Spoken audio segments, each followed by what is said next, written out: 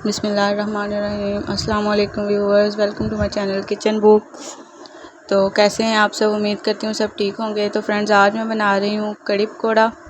तो मैंने स्टार्ट कर लिया अपना कड़ी पकौड़ा बनाना। और सबसे पहले हम कड़ी बनाएंगे, जिसके लिए मैंने प्याज जो है ब्राउन करना शुरू कर दिया है।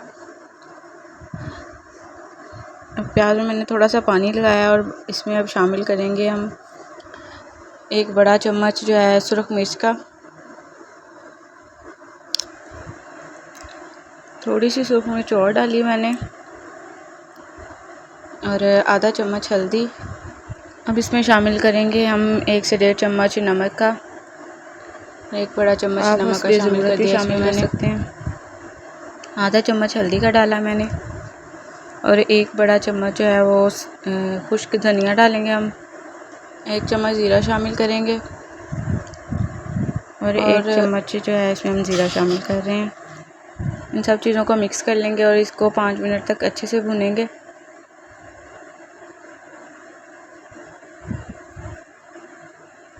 मसाला जब तक हमारा हो रहा है तैयार, उतनी देर हम तैयार कर लेंगे बेसन और लस्सी को। ये मैंने लस्सी के अंदर बेसन को ऐड करके मिक्स कर लिया अच्छे से। आप देख सकते हैं कि कितने अच्छे से मिक्स हो गया, बेसन बिल्कुल भी नज़र नहीं आ रहा। सबसे मेन चीज़ जो होती है वो यही होती है कि बेसन को अच्छे से जो होता है इसको मिक्स करना होता है हमने लस्सी के अंदर। तो देखें दोस्तों, हमारा जो मसाला है वो भी तैयार है।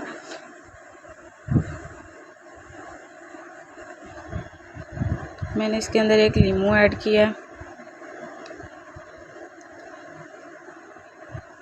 हम इसे अच्छे से भून लेंगे 1-2 मिनट और मसाला हमारा तैयार हो गया है। मैं इसके अंदर शामिल कर रही हूँ 3 सब्ज़ मिर्चें साबुत।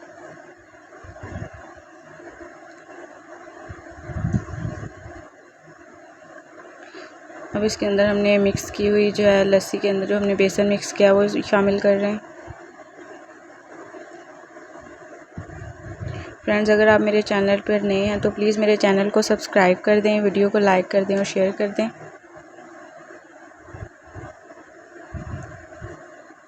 अब इनको हम अच्छे से मिक्स कर देंगे।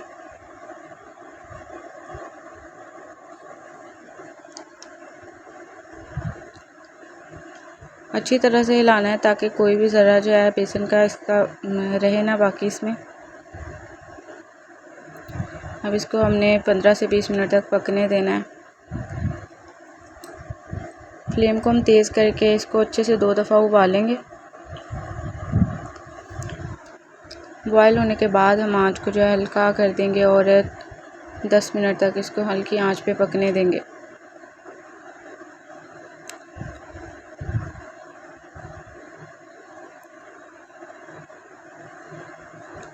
अब आखिर में हम इसमें शामिल करें 1 चम्मच काली मिर्च। आप देख सकते हैं कि हल्की आंच पे पकने के बाद जो हमारी कड़ी है वो पक चुकी है।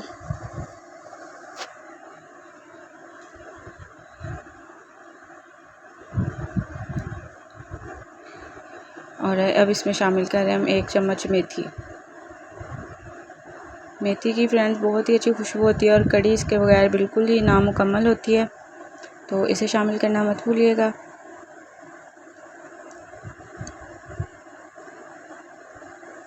तो कड़ी हमारी तैयार है दोस्तों। तो अब हम बनाते हैं पकोड़े। पकोड़े बनाने के लिए मैंने आलू लिए हैं 4 अदद और उनको बारीक बारीक काट लिया, और इसमें प्याज शामिल किया है 2 अदद, और बाकी अब इसमें मैंने मिर्च और आधा चम्मच हल्दी ऐड कर रही हूँ। और इन सारी चीज़ों को हम अच्छे से जो है मिक्स कर लेंगे।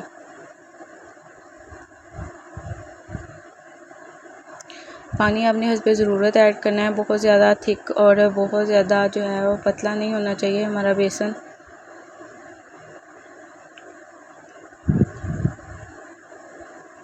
इसको मैं चम्मच के साथ मिक्स कर रही हूँ। आपने अच्छे से मिक्स करना है जब तक सारी चीज़ें यकजान ना हो जाएं।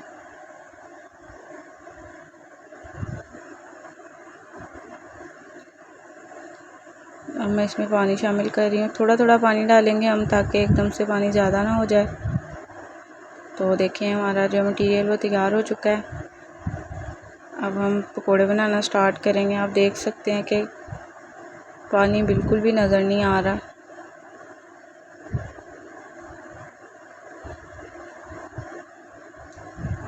तो चलें स्टार्ट करते हैं पकोड़े बनाना। तो फ्रेंड्स, हमने पकोड़े बनाना स्टार्ट कर दिया। पकोड़े बनाते हुए हमेशा याद रखना चाहिए कि घी अच्छे से गर्म हो। इस तरह जो है पकोड़े वो साथ नहीं जुड़ते।